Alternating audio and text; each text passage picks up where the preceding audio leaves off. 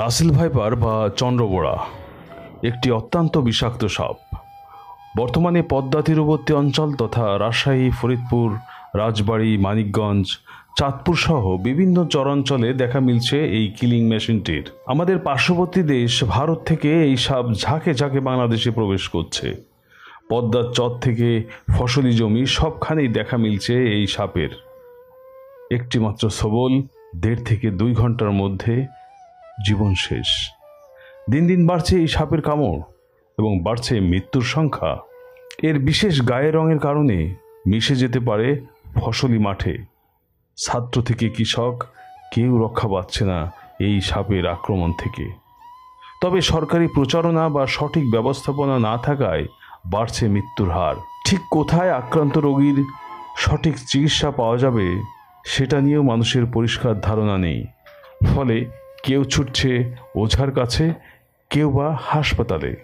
এই টানা হেঁচড়া বা কালক্ষেপণের মাঝেই মানুষ মারা যাচ্ছে। তবে সময় মতো সঠিক পদক্ষেপ না নিলে সাপটি সারা দেশে ছড়িয়ে পড়তে পারে, দেখা দিতে পারে বিপর্যয়। রাসেল ভাইপার সাধারণত দক্ষিণ এশিয়া এবং দক্ষিণ পূর্ব এশিয়ায় পাওয়া যায়। এই সাপটি স্কটিশ সরীসৃপ বিশেষজ্ঞ প্যাট্রিক রাসেলের নাম অনুসারে করা হয়েছে। এই সাপ তার শক্তিশালী বিষের জন্য কুখ্যাত।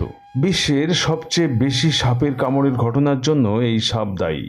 একটি প্রাপ্তবয়স্ক রাসেল ভাইপার 5 থেকে 6 ফুট পর্যন্ত লম্বা হতে পারে, যদিও কোনো কোনো ক্ষেত্রে এর থেকে বড়ও দেখা যায়। রাসেল ভাইপারের মাথা ত্রিভুজ আকৃতির এবং শক্ত শরীর, যা ঘাড় থেকে আলাদা। এর রং পরিবর্তিত হতে পারে, তবে প্রায়শই এটি বাদামি বা হলুদ বাদামি রঙের হয়ে থাকে। কেউ কেউ রাসেল ভাইপারকে অজগর সাপ বলে ভুল করে থাকে।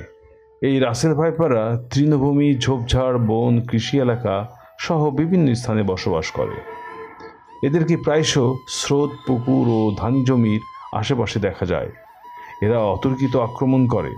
শিকার করতে এরা নানা ফন্দি ফিকির ও ছদ্মবেশ ধারণ করতে পারে।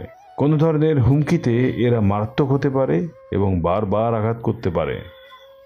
রাসেল ভাইপারের বিষ অত্যন্ত শক্তিশালী এবং এতে হেমোটক্সিন, সাইকোটক্সিন সহ বিভিন্ন টক্সিনের জটিল মিশ্রণ রয়েছে।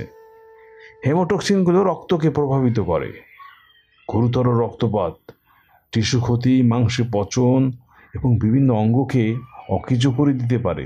বিষের তীব্রতার কারণে রাসেল ভাইপারে দংশিত ব্যক্তির দ্রুত চিকিৎসার প্রয়োজন হয়, অন্যথায় মৃত্যু নিশ্চিত। দর্শক মণ্ডলী, ভিডিওটি কেমন লাগলো কমেন্ট করে আমাদের জানান এবং ভিডিওটি শেয়ার করবেন।